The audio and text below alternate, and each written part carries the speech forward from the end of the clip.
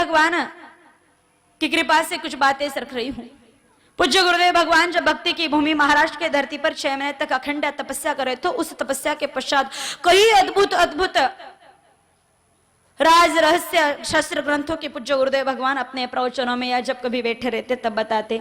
तो पूज्य गुरुदेव भगवान ने कहा कि अगर नया मकान बनाना हो तो उस भूमि का चयन भी बहुत सोच समझ करके होना चाहिए। अगर आप नया मकान बनाना चाहते हो तो वहां पर देखिए कि जो नैऋत्य कोना होगा उस प्लॉट का वो ऊंचा होना चाहिए और ईशान्य कोना नीचा होना चाहिए। फिर तीसरा, जब प्लॉट खरीदो तो उस प्लॉट के मध्य क्षेत्र में जो भी उसका सेंटर होगा वहां पर एक गड्ढा खोद करके उसमें दुग्ध मिश्रित जल डाल दीजिए।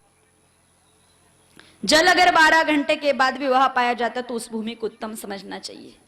और भूमि का परीक्षण करते हुए अग्नि पुराण में बड़ा अच्छे से वर्णन आया है कि जब आप कोई प्लॉट खरीदना चाहते हो तो उसका परीक्षण होना चाहिए। उसके लिए अग्नि पुराण में लिखा गया है कि आप 1.25 फीट का चौड़ा, 1.25 फीट का लंबा और 1.25 फीट का गहरा एक गड्ढा खोद दीजिए। उस गड्ढे में से जो मिट्टी निकलेगी उस मिट्टी को किसी छोटे बच्चे से वृद्ध दादी जी को सुंगाइए। मिट्टी में से भी विभिन्न प्रकार की गंध आती है, मांस, मदिरा, शराब इत्यादि की, रक्त की, सड़ी हुई चीजों की, घृत की, भली और बुरी दोनों बदबू आती है। अगर उसमें से घी की सुगंध आ जाए तो वो घर मकान बनाने योग्य जगह है, ये जान करके वो जगह अपने प्लॉट के लिए लेना।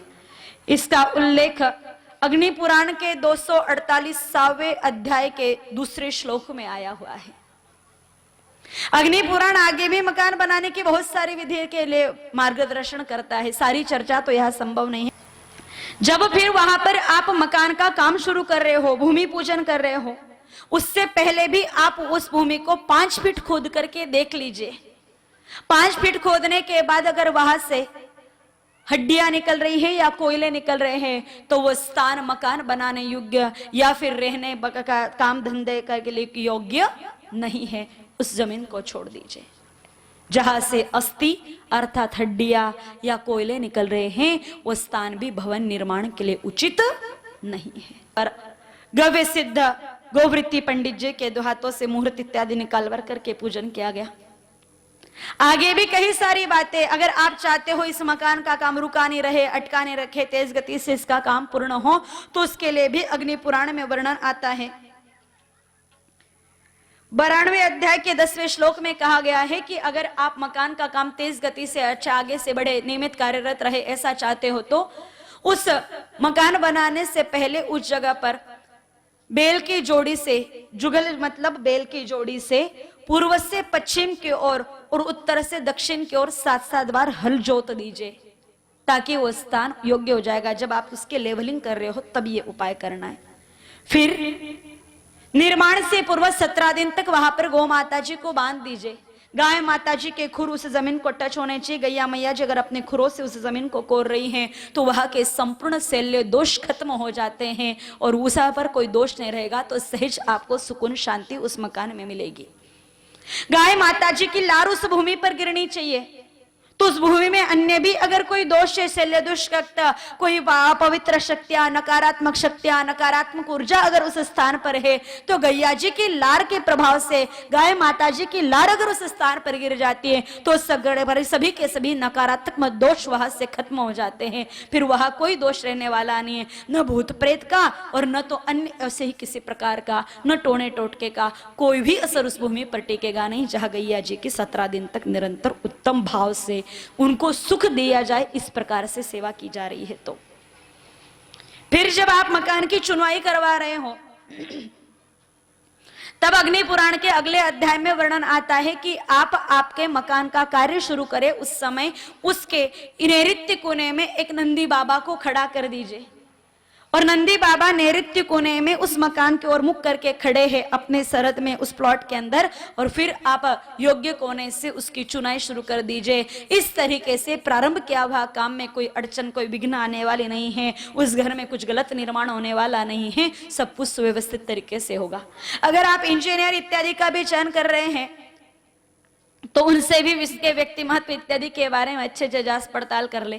साथ ही मकान बनाने से पहले कोई अच्छे ज्ञानी वास्तुशास्त्रज्ञ हो तो उनसे दिशा अनुसार 10 दिशाओं के दिक्पालों का ध्यान रखते हुए मकान इत्यादि बनाया जाए। सामान्य अगर बात कही जाए तो मकान ऐसा गोमुखी होना चाहिए, एक तरफ से थोड़ी सी छोटी जगह हो और एक तरफ से सिकड़ी हुई हो, इसको गोमुखी कहा जाता है। पुरुष भाई शायद समझ गए होंगे मैं क्या कहना चाह रही हूं।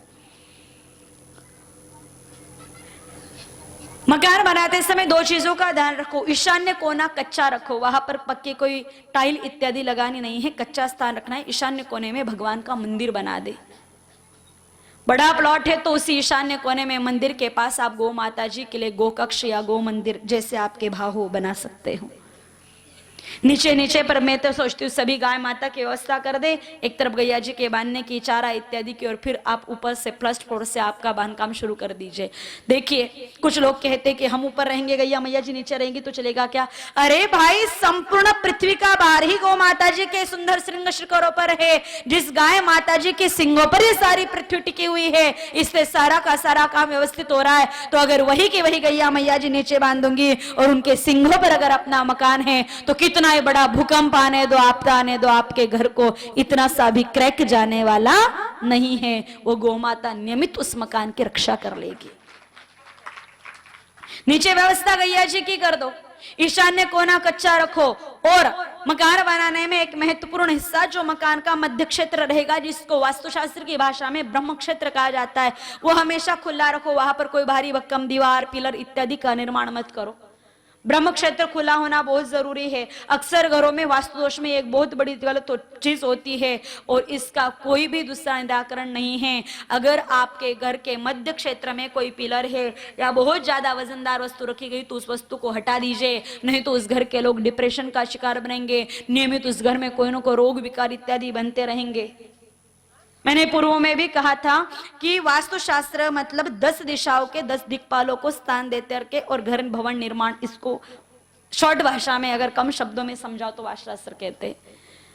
10 दिशाएं बताई गई है, पूर्व पश्चिम उत्तर दक्षिण, ये 4 तो आप सभी जानते हो।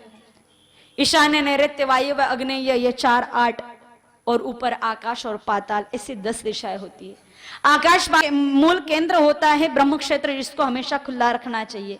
मकान बनाओ तो 1.25 फीट की, 2.25 फीट की, जितनी जगह हो सके छोड़ दो और उसको गैया जी के गोबर से लेपा करो। पवित्र रहेगा तो पूर्ण ब्रह्म क्षेत्र को पवित्र रहने के कारण घर को पुष्ट करेगा। ईशान्य कोने में भगवान का मंदिर ही होना चाहिए। अग्नि कोने में अग्नि देवता का स्थान होता है और अग्नि कोने में रसोई ही होनी चाहिए।